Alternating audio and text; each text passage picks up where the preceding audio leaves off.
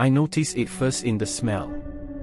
The cottage had always smelled faintly of damp wood and half smoke, but when I returned that autumn morning, the air held something sharper, a metallic tang, like iron left too long in the rain. I paused in the doorway, my hands numb from the cold, and tried to place it.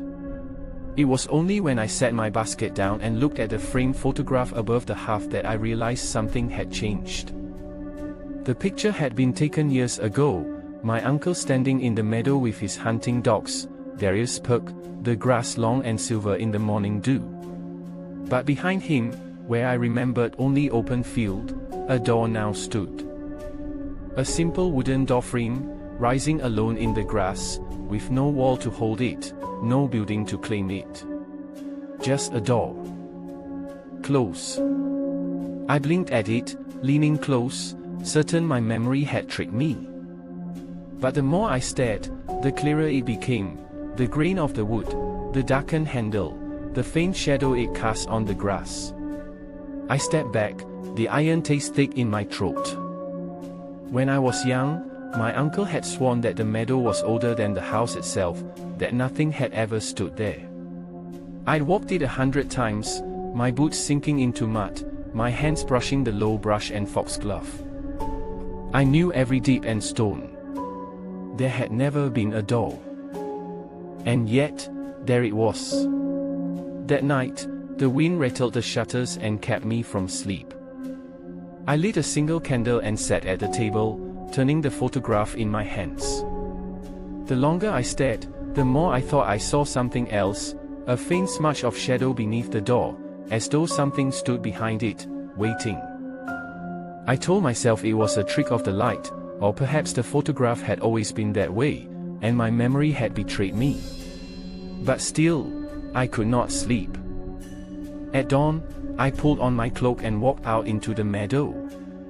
The grass bent wet beneath my boots, the mist still clinging to the hollows. I walked to the spot where the door had appeared in the photograph. There was nothing. Only soil, grass, and the faint prints of deer. A week passed. I began to notice it in other photographs. An old portrait of my grandmother as a girl, standing stiffly in her Sunday dress, there, just behind her shoulder, blurred but distinct, the same door. A faded picture of the cottage in winter, snow clinging to the roof, the fire smoke curling upward, and in the field beyond, the same outline. Close. The door was always closed. I stopped dusting the frames after that. They made me uneasy. I kept the curtains drawn, the house dim. But the smell, the sharp, metallic tang, never left. One evening, while scrubbing the stone floor by the fire, I thought I heard a sound from the meadow. A single knock. It was faint, almost swallowed by the wind, but it came again, measured, steady. Knock. Knock. Knock. I froze, my brush dripping suds onto the stones. It was impossible. There was nothing in the meadow to knock upon. I told myself it was the branches shifting, the barn beams creaking. But in the silence that followed, the sound came once more, closer now, as though carried through the walls of the house itself. The next day, I burned the photographs. I took them from the walls, one by one, and fed them to the fire. The faces curled and blackened, the meadows turned to ash, and with them, the door. I stood until the last cinders died, believing I had freed myself of it. But the smell did not leave. And when I fetched water from the well that evening, I saw it again, not in a photograph, but in the reflection. The bucket swayed in the water, the ripples smoothing, and there, behind my own reflection, the door stood. Close. After that, I began to see it everywhere. In the glass of the window panes when dusk fell. In the sheen of the kettle before it boiled. In the dull shine of my own eyes when I passed the small mirror in the hall. The door always waiting, always closed. I avoided reflections. I kept the windows shuttered, the mirrors covered. I ate in silence, sitting far from the firelight.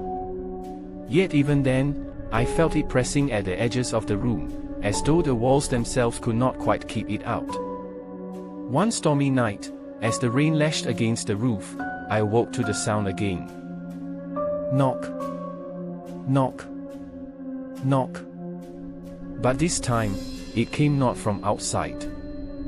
It came from the inside of the house. I rose, my candle trembling in my hand, and turned toward the hall. There, against the far wall, where no door had ever been, I saw the outline. Wooden planks, dark and wet, fitted into the plaster. A black iron handle glistening in the candlelight. The door. It was here. I dropped the candle, and the room fell into shadow. For a moment, I thought I saw movement beneath the gap at the bottom, shadows shifting, feet turning. Waiting. The knock came again, louder now, shaking the frame. Knock. Knock. Knock. I pressed myself against the far wall, my breath thin and ragged. The house groaned around me, the rain thrashing, the candle sputtering on the floor. And then, silence. The door did not open. It has never opened. That was months ago. The door still stands at the end of the hall. I do not pass it. I do not touch it. Sometimes, I hear it at night. A slow knock, steady as a heartbeat. Other times, I wake to silence, and find the door has moved, closer to my room, the iron handle gleaming faintly in the dark. I no longer look in mirrors. I no longer walk the meadow. The smell has thickened, the iron tastes sharp on my tongue. I think it is in the walls now, in the water, in the air. The door is waiting. It has always been waiting. And one night, I fear, I will hear the sound I dread most of all, not the knock, but the slow turning of the handle.